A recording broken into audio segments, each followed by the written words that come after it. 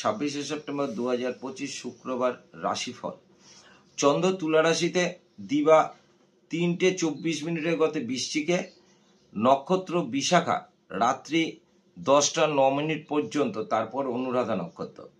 মেষ রাশি মানসিক অশান্তি, অহেতুক পারিবারিক ঝুট ঝামেলা।